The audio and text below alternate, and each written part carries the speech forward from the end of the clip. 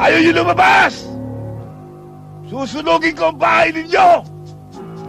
Bibilang ako ng 2 lang! Isa!